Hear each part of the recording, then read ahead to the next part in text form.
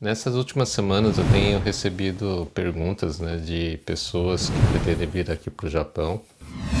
São descendentes, creio eu, da geração de Nisei e Sansei, e a idade já está na casa dos 50 anos, né? Inclusive a última pessoa que me perguntou está com 50 anos, é um casal, tem filhos pequenos ainda, né?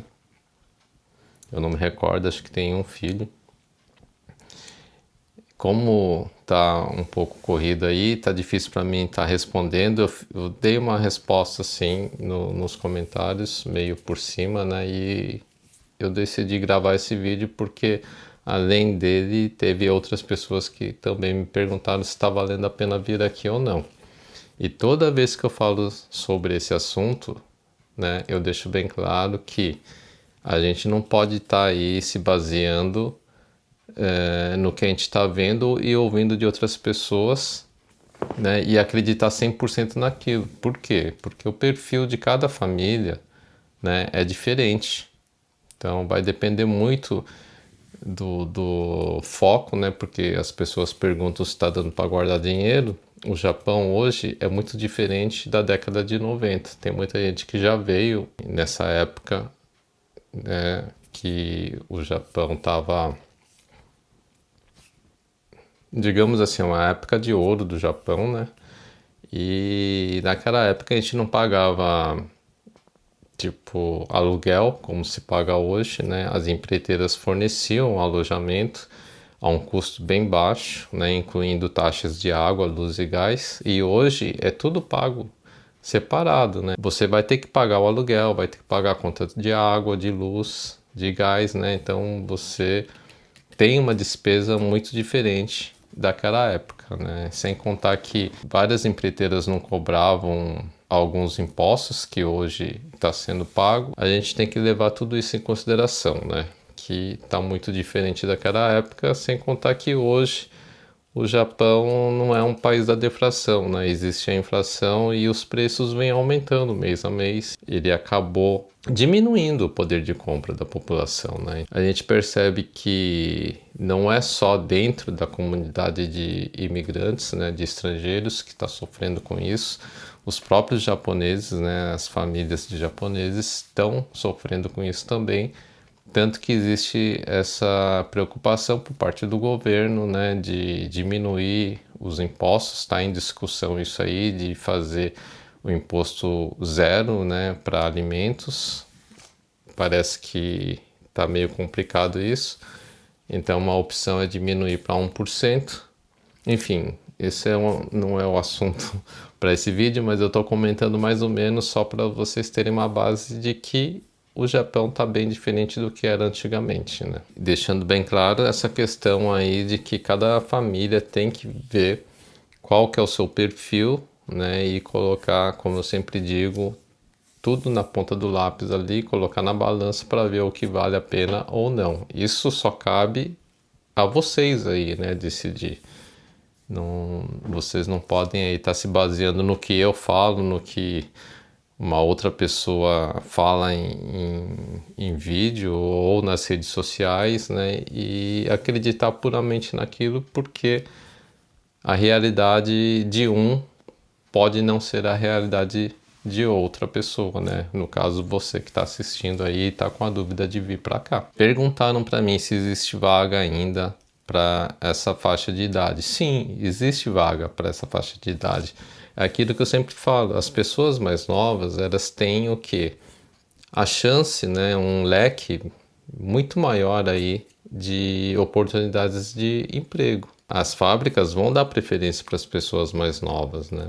Só que nos dias atuais, a gente percebe que as pessoas que vêm para cá, descendentes, já estão numa idade mais avançada, né? Tá com 40 anos, 50 anos. Tem pessoas que trabalham na fábrica, que são descendentes, que já estão acima de 60 anos, né? Pessoas com 65, 67 anos trabalhando ainda em fábricas. Agora, o que a gente tem que ter em mente é que o tipo de emprego que uma pessoa de 20 anos, né, vai ter oportunidade ali de aplicar para uma vaga é muito diferente de uma pessoa de 40, 50, 60 anos, né? Então, quanto mais alto for a idade, o leque vai se fechando, né?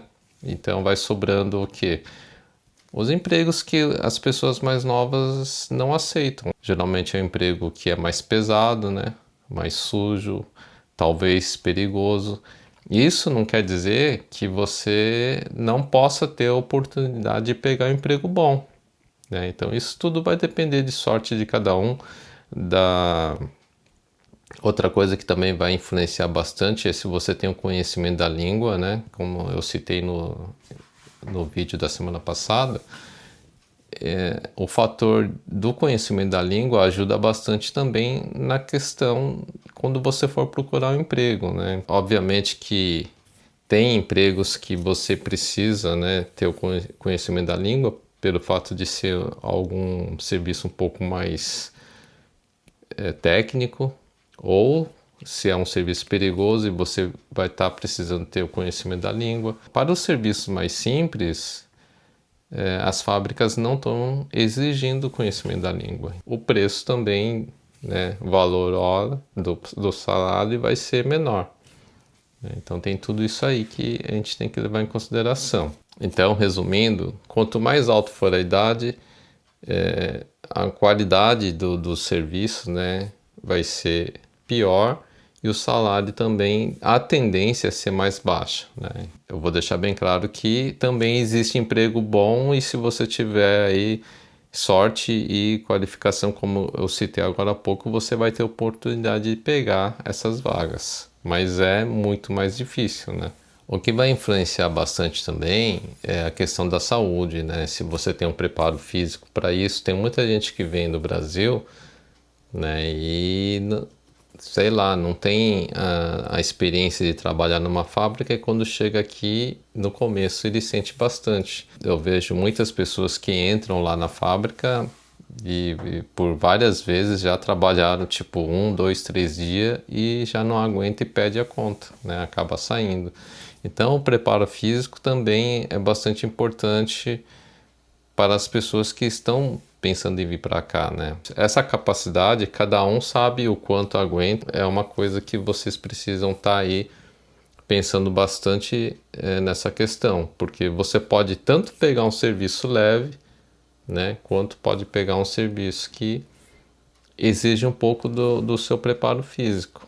Então você tem que estar preparado para tudo isso aí. A gente tem aqui empregos para trabalhar durante o dia só, né, o período diurno, e tem os chamados Nikotai, que é de revezamento, né? Então você vai trabalhar, por exemplo, uma semana de dia, uma semana à noite. Tem fábrica que é 2 semanas de dia, 2 à noite, algumas um mês de dia, um mês de noite, né? Então vai depender muito aí de cada fábrica aí, mas no modo geral, o mais comum é uma semana de dia e uma semana à noite, quando tem revezamento, né?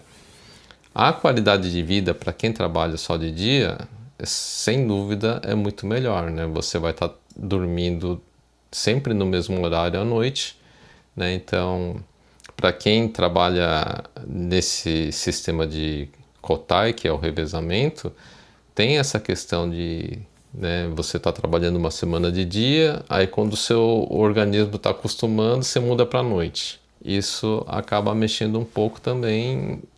Todo mundo sabe que não é muito bom para a saúde. Tem que ver se você tem esse preparo físico para isso também. Por quê? A questão do salário também dá um pouco de diferença nisso. Quando você trabalha no sistema de Kotai, à noite você tem o adicional noturno. Quando você faz hora extra também, você vai ganhar, além do adicional noturno, o percentual da hora extra. Então, o salário, você sente uma diferença maior, né? O que tem também é trabalhar só à noite, né? Também seria muito melhor do que você estar fazendo o revezamento. Só que para trabalhar só à noite já é vagas mais difíceis de se encontrar, né? E a questão aí de guardar dinheiro, como eu acabei de falar aí no início do vídeo, o preço das coisas estão aumentando bastante, né? Então a gente vai ter as despesas que eu falei do aluguel, conta de água e luz e gás que aumentaram bastante. Também está tendo esse conflito aí no mundo afora aí, né? Tanto na questão da Ucrânia quanto no Irã. Isso tudo acaba, né, afetando o mundo inteiro. E aqui, por consequência desses conflitos, a energia vem aumentando também, né? E uma coisa que eu sempre falo, a gente tem que ter sorte também na moradia. Aqui o tempo é 8 ou 80, né? No calor é muito quente, no frio é muito gelado o ar, né? A gente faz o uso do ar-condicionado aqui constante e esse é um fator que pesa bastante na conta de luz, né? Então, se o imóvel que você for morar ele tiver um bom revestimento aí, que é aquela proteção térmica, a sua conta de luz vai ser mais baixa, né? Mas se for uma construção aí que não tenha, né, esse revestimento térmico muito bom, como é onde eu moro aqui, a conta de luz é bem salgada. Na época do frio, por exemplo, eu chego a pagar quase 40 mil ienes só de luz. O gás também vem um pouco alto nessa época, né? Então a gente tem que ver que para você guardar dinheiro hoje tem que ter bastante assim disciplina, foco, né? Não é mais como antigamente, como eu citei. Não é impossível guardar, só que você não vai conseguir guardar tanto quanto antes, né? Então as pessoas que são bem disciplinadas e têm foco conseguem guardar dinheiro sim.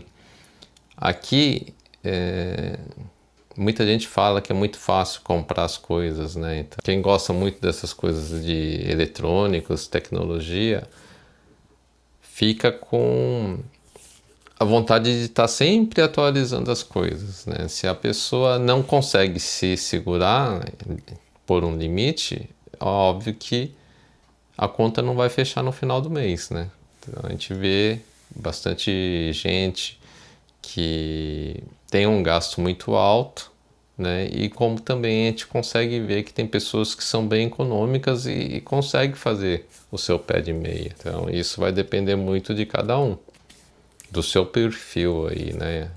Nessa questão de economia. Nos vídeos que eu faço de caminhada, a gente sempre vê comentários das pessoas dizendo que gostaria de morar num lugar assim, pela tranquilidade, pela paz que a gente percebe nos vídeos. Mesmo eu andando assim dentro do bairro, onde tem as casas, é muito difícil, é raro ver pessoas andando na rua. Tem gente que até perguntou para mim se não tem ninguém andando na rua. Tem, mas é que quando aparecem essas pessoas, eu procuro parar de gravar, né? Porque tem muita gente que se sente incomodada com isso, então respeitando essas pessoas, eu costumo parar. Às vezes eu tô falando e não percebo, né? Então aparece algumas pessoas, mas quando eu vejo que está chegando mais próximo, eu corto na edição, né? Então não é que é aquele deserto todo. Tem uma pessoa aqui, outra ali andando, né? Sempre vai ter, é óbvio, alguém que está saindo de casa, mas não é uma coisa assim em grande número, né?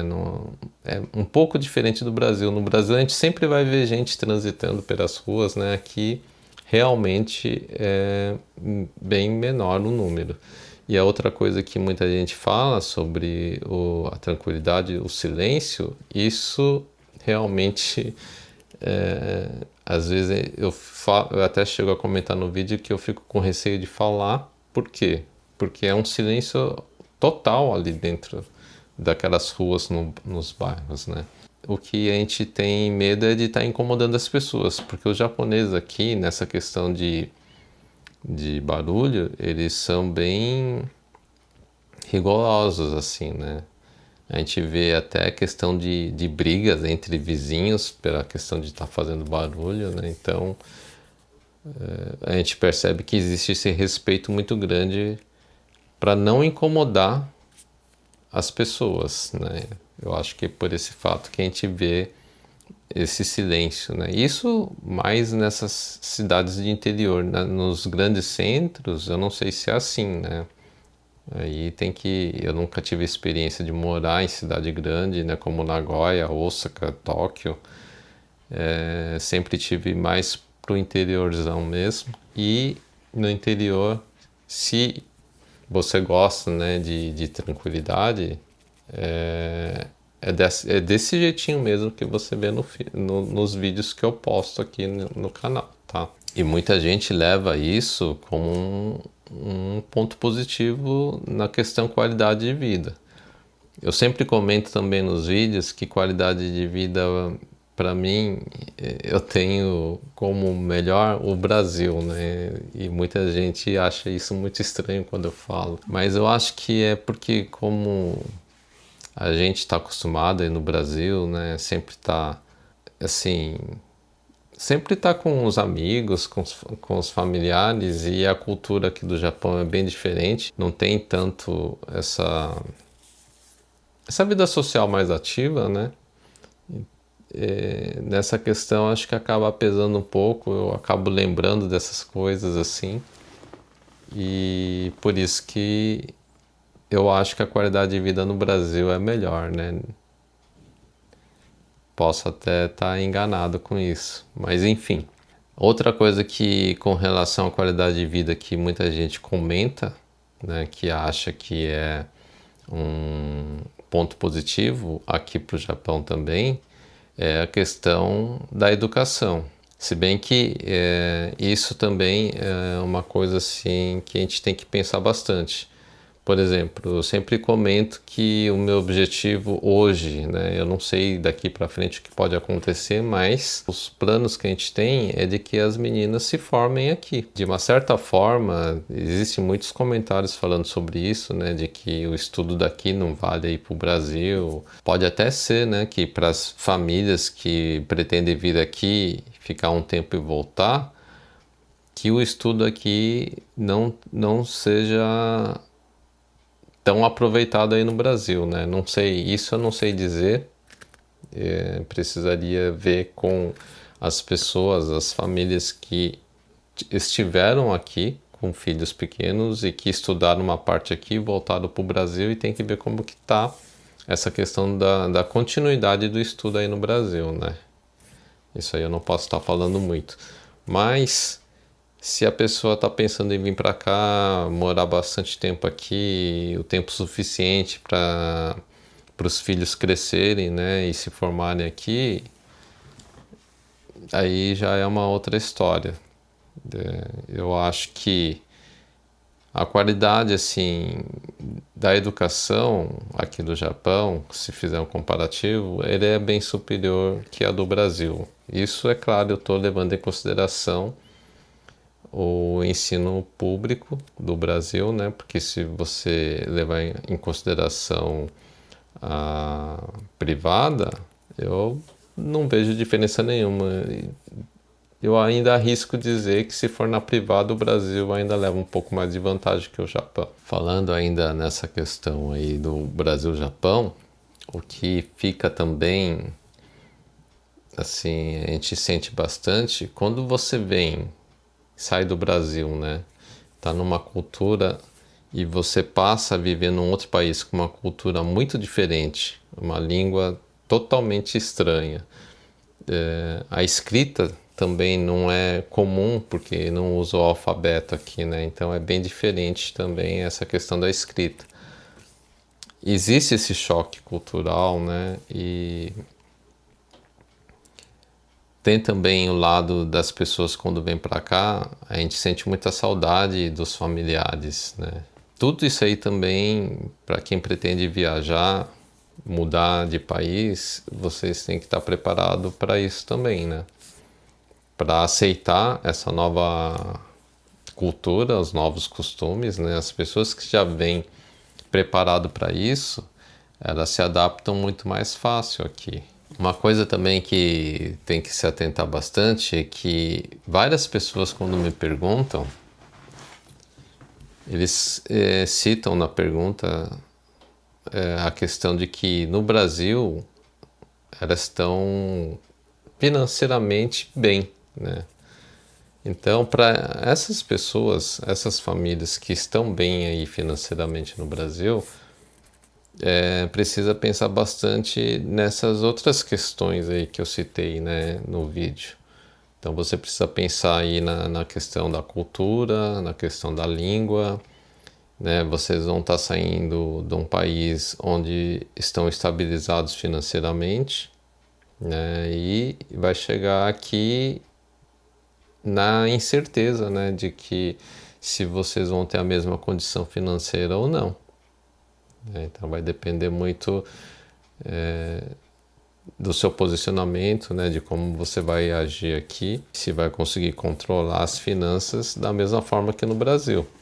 As oportunidades de emprego também, para gente que é estrangeiro, fica aquele lado do, como que fala, da estabilidade, né, que qualquer queda que tem muitas fábricas que já parte para o desligamento dos funcionários de empreiteiras primeiro, né?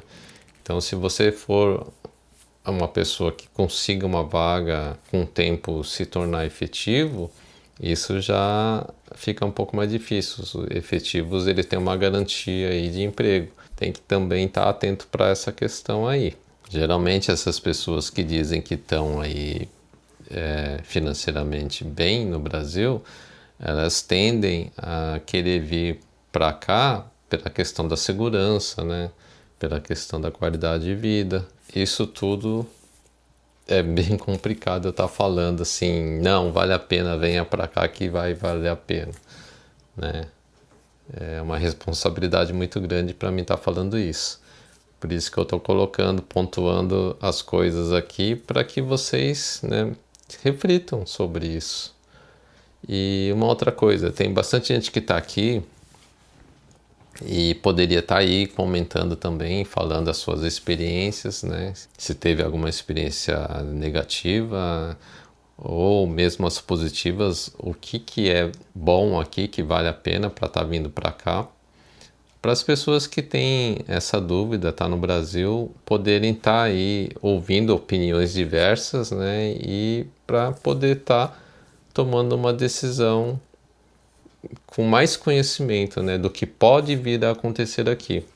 Porque tem muita coisa assim que acontece e a gente nem fica sabendo, né? Às vezes a gente ouve um comentário aqui, outro ali, de algumas pessoas que já passaram por alguns perrengues, né? Coisas que você nem imagina que possa acontecer. Então, quanto mais comentário tiver aí falando sobre os problemas, né, é mais fácil da pessoa estar também se precavendo, né? Vendo o que pode vir a acontecer. Às vezes a gente está com tanta vontade de vir que a gente não pensa que pode acontecer alguma coisa também do lado negativo, né? Isso aí é importante também estar sabendo para a gente estar mais preparado para essa viagem.